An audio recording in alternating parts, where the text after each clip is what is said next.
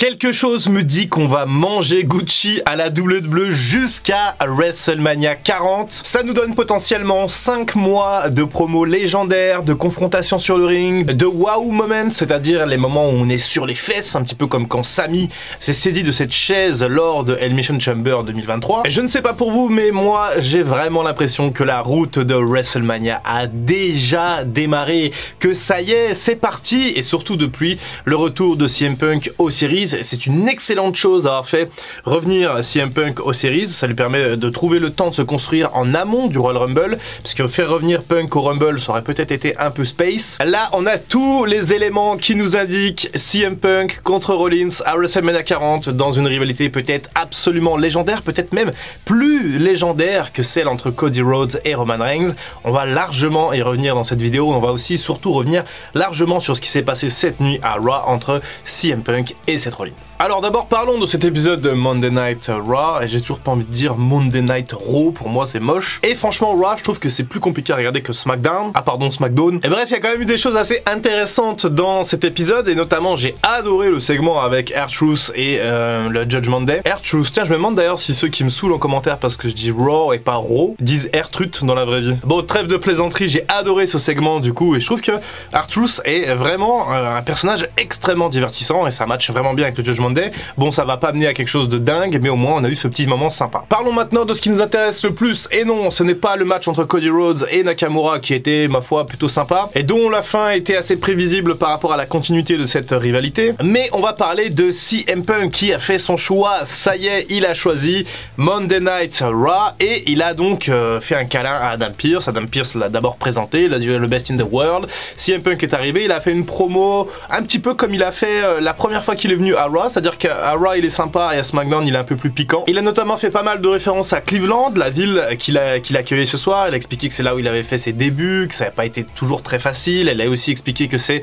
à Cleveland qu'il n'a pas participé à Raw en 2014, au début de l'année 2014, et qu'il s'est barré, qu'il a walk out. Et ce qui était beau quand même, c'est qu'il a dit je m'excuse.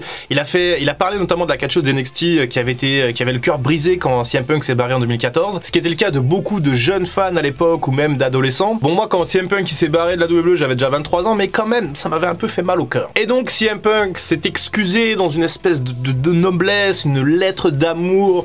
Je sais pas si c'est vrai ou pas, c'est compliqué, parce qu'on sait pas trop si CM Punk c'est vraiment le mec 100% vérité ou s'il est un peu hypocrite. Pour le moment il a l'air assez réel dans ses propos, il a l'air d'y croire, il a l'air d'être sincère, et même si c'est le script, sans doute qu'une partie de lui-même se dit bon ok, c'est vrai que je comprends la déception de ces jeunes fans, je me suis barré un peu comme un voleur parce que j'en pouvais plus, et donc il s'excuse vraiment, et j'ai envie de le croire. Par contre, j'ai vraiment du mal à le croire quand il dit que je suis de retour à la maison, étant donné la promo qu'il a fait il y a 2 ans chez AEW, la première promo quand il est revenu, où il a dit qu'il avait quitté le monde du pro wrestling en 2005 pour revenir en 2021, faisant totalement abstraction de sa période à la WWE. À l'époque, il continuait d'envoyer des pics à la WWE. On se rappelle des promos avec MJF notamment, il balançait des punchlines sur Triple H, sur WrestleMania également. Bref, il y a encore un an et demi, Punk il était toujours en froid avec la WWE. Il semble que depuis, de l'eau est coulée sous les ponts, qu'il y ait de la réconciliation avec Triple H, avec Shawn Michaels, peut-être même avec Vince McMahon, ça fera peut-être l'objet d'une vidéo plus tard, et que globalement tout le monde a compris que Punk à la WWE c'était synonyme de pognon, c'était synonyme d'audience, c'était synonyme de vues sur la chaîne YouTube de Dr Wrestling. Bref, en fait le nom CM Punk, ça fait cliquer, ça intéresse les gens, c'est clair, et quelqu'un d'autre l'a compris, et je pense que c'est un catcheur très intelligent, et c'est Seth Rollins. Alors Seth Rollins et CM Punk, ils ont vraiment un passif assez atypique les deux, puisque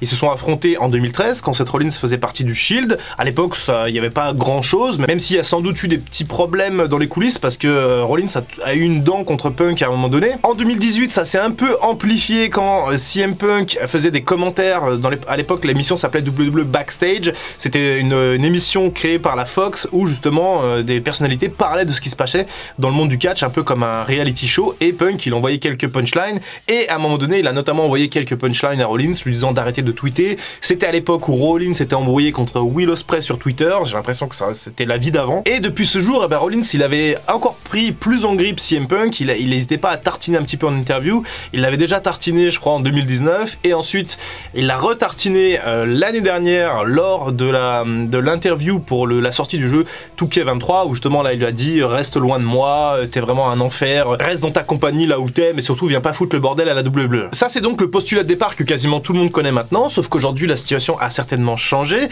Comme je disais tout à l'heure, Seth Rollins est un catcheur qui est intelligent et il est absolument certain qu'il a mis de côté ce qu'il pense de CM Punk, sa fierté, pour bosser avec CM Punk et nous proposer encore une fois peut-être le programme de l'année 2024, la rivalité de l'année, peut-être la rivalité de la décennie, on n'en sait rien, tout est possible parce qu'il y a une telle intensité, alors que la rivalité elle a à peine commencé, hein. Ça fait 2 jours véritablement que la rivalité a commencé, il y a une telle intensité qu'il y a moyen que ça parte vraiment vers les étoiles. Parce qu'encore une fois, je commence à être absolument sûr que cette rivalité là, elle va être peut-être plus importante que celle entre Cody et Roman Reigns pour le titre principal. Et donc tout ça pour contextualiser finalement un petit peu ce qui s'est passé hier soir à Raw, c'est-à-dire le début des hostilités. CM Punk signe donc dans la branche rouge et ensuite qu'est-ce qu'on a? On a le thème de Seth Rollins qui résonne, il arrive au ring et alors là, chapeau, parce que ça c'est vachement bien pensé, mais pas de froufrou, pas de trucs totalement bizarres qui nous font penser que Seth Rollins c'est un gars un peu chelou et qui donc perd un peu, je trouve, de sa crédibilité.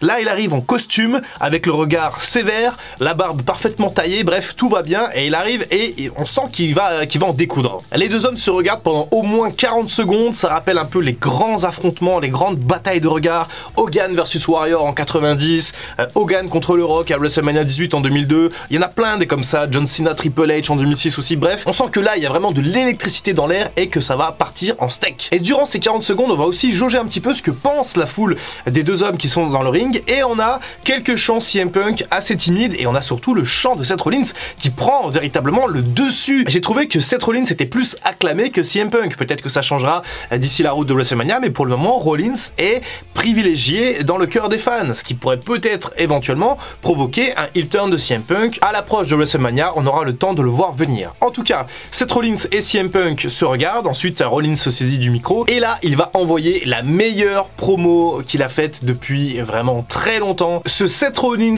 là, c'est la meilleure version, c'est un espèce de mix entre son personnage actuel et avec des bribes du Messiah de 2020, avec un peu de folie et d'arrogance du Seth Rollins de 2015 qui était sa meilleure version pour plein de fans. Bref, ce Seth Rollins qu'on a vu hier soir, il faut absolument le garder pour la route de WrestleMania, faut plus lui mettre des froufrous, des machins, c'est pas Ric Flair, Seth Rollins, c'est Seth Rollins et il faut vraiment lui trouver une identité qui soit vraiment capable d'exciter tout le monde. Et donc Rollins y est allé dans sa promo, il a dit j'espère que tu viens pas foutre le bordel ici, j'espère que par miracle que t'as changé. Il a aussi rappelé que ça fait 10 ans que lui il se casse le dos et qu'il mérite son titre de champion pendant que Punk il vient à peine d'arriver et que c'est la fête. Et il a conclu finalement cette courte promo mais très intense par les mots I hate you, je te déteste. Et vraiment c'est dingue parce que on sait que c'est vrai dans la vraie vie et ça donne beaucoup plus de pertinence à la promo. Et d'ailleurs c'est là où AEW sont très forts, c'est-à-dire que eux dans leur promo il y a moins de script, c'est un peu plus naturel du coup parce que les mecs s'envoient des vrais punchlines et là à la WWE on est en train un peu de changer de cap et on est en train de créer une véritable animosité à la fois scriptée mais pas scriptée pour encore une fois potentiellement nous donner la rivalité de l'année 2024. Ce à quoi du coup CM Punk a répondu avec un flegme, même s'il paraissait quand même un peu troublé. CM Punk, j'ai remarqué qu'il avalait beaucoup sa salive, là, que sa glotte bougeait beaucoup, ce qui est souvent un signe non verbal d'une certaine tension peut-être. Et CM Punk a donc répondu à ce Seth Rollins qui ma foi était extrêmement intimidant. Je l'avais jamais vu comme ça, Seth Rollins, vraiment il a montré une vraie stature sur le ring et il a tout simplement répondu je vais participer au Royal Rumble, c'est officiel et attention parce que si je gagne, Seth Rollins, tu seras peut-être celui que j'affronterai à WrestleMania. Et oui forcément on y va, tout le monde le sait, vous pouvez même officialiser le match maintenant, c'est bon, on est en décembre mais on veut ce match à WrestleMania et ça fera sûrement l'objet d'un main event, de la nuit 1 ou de la nuit 2, peu importe. Faut pas se leurrer, on connaît déjà quasiment les deux main events de WrestleMania 40, les deux concurrents au titre, sauf immense séisme, sauf grave blessure, ça devrait être Cody Rhodes pour Roman Reigns pour la revanche et CM Punk contre Rollins pour tout simplement l'explosion de cette rivalité. Reste à savoir maintenant qui va gagner le Rumble, soit Cody Rhodes pour un back-to-back, soit CM Punk. Moi je reste assez persuadé que c'est Cody Rhodes qui va gagner pour un back-to-back pour justement mettre encore plus de piment dans sa story, de finir l'histoire. Et justement il y a un point qui est très intéressant maintenant que CM Punk a signé à Raw, c'est que CM Punk il a un ennemi et c'est Seth Rollins. Et Rollins pourrait très bien faire perdre CM Punk lors du Royal Rumble, ce qui qui permettrait d'ajouter encore plus de piment, de piquant. Ensuite CM Punk irait battre tout le monde de l'Elimination Chamber en Australie et ensuite on aurait finalement notre match Punk contre Rollins avec comme finale, rappelez-vous si jamais vous avez suivi toutes mes autres vidéos, un cash-in de Damien Priest, histoire que les deux restent forts et que la rivalité continue durant toute l'année 2024 sans le titre de champion autour des deux. Parce que je ne veux surtout pas voir CM Punk champion, je pense que ça a été la grosse erreur de AEW de mettre le titre principal sur l'épaule de CM Punk. Et ça je pense, et je suis même quasiment certain que Triple H le sait, et que CM Punk n'a pas besoin du titre de champion du monde poids lourd. Il ne reste plus qu'à Damien Priest d'être assez patient pendant 6 mois. Dites-moi tout ce que vous avez pensé de cette promo dans les commentaires et de comment ça va se passer finalement. Faites-moi des scénarios d'ailleurs si vous voulez, de voir si la rivalité va être un peu en stand-by entre Rollins et Punk jusqu'au Royal Rumble ou si ça va continuer un petit peu de piquer comme ça. Il y a également des petites vignettes, une avec Kofi Kingston qui était vraiment drôle, une également avec Drew McIntyre mais qu'on avait rien à carrer. Bref, la WWE en ce moment est à fond sur CM Punk et ça semble fonctionner puisque tout simplement il y a un vrai intérêt qui est revenu autour du catch depuis que CM Punk est de retour à la WWE. C'était Dr Wrestling, on se retrouve très bientôt pour une prochaine vidéo et en attendant comme d'habitude, prenez soin de vous. I can feel the blood creeping up from the heathens. Got will, got fight, got pride, got reason. If they wanna go eat, then you know I'm gon' feed them. If you're coming for me, hope you're ready for a demon.